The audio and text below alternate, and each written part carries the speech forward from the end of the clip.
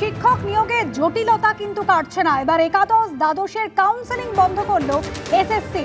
14ই August থেকে counselling শুরু হওয়ার কথা ছিল, পরবর্তী নির্দেশ না হওয়া পর্যন্ত কাউন্সেলিং স্থগিত করা হয়েছে। আমাদের প্রতিনিধি কৃষ্ণেন্দু অধিকারী রয়েছেন আমাদের সঙ্গে টেলিফোন লাইনে। কৃষ্ণেন্দু, কি কারণে বন্ধ করা হলো কাউন্সেলিং?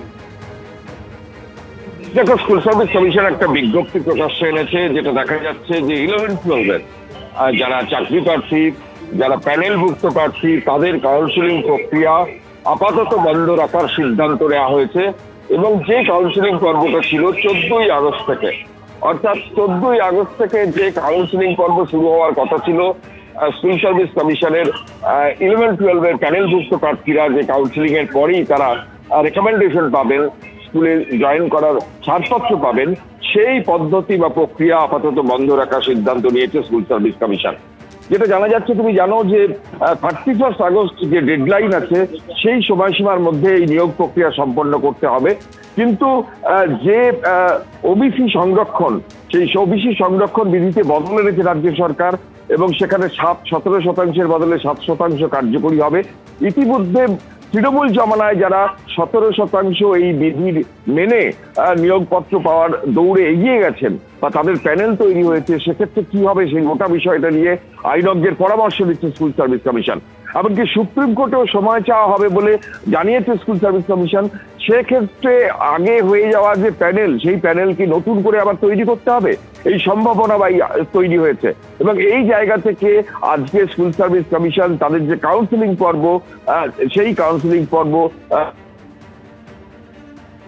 সেই আপাতত বন্ধ রাখার সিদ্ধান্ত নিয়েছে।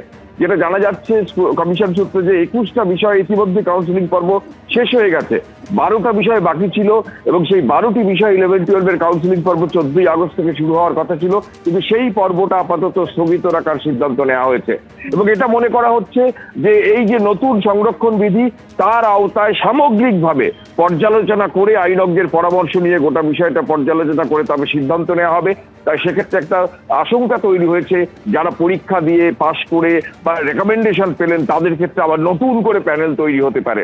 অর্থাৎ যে 26,000-এর চাকরি বাতিল হয়েছিল বিগত সরকারের দুর্নীতির জেরে, এবং তারপর তারা আবার নতুন করে পরীক্ষা দিয়েছেন, পরীক্ষা দেওয়ার পর তাদের রেজাল্ট বেরিয়েছে, তাদের আবার ইন্টারভিউ পর্ব হয়েছে, এবং সবকিছু এগিয়েও এবং আগস্টের শেষ দিন তার ডেডলাইন থাকার পরেও তার মধ্যেই সেই কাউন্সেলিং পর্ব আবার নতুন করে আপাতত স্থগিত রাখার সিদ্ধান্ত নেওয়া হয়েছে।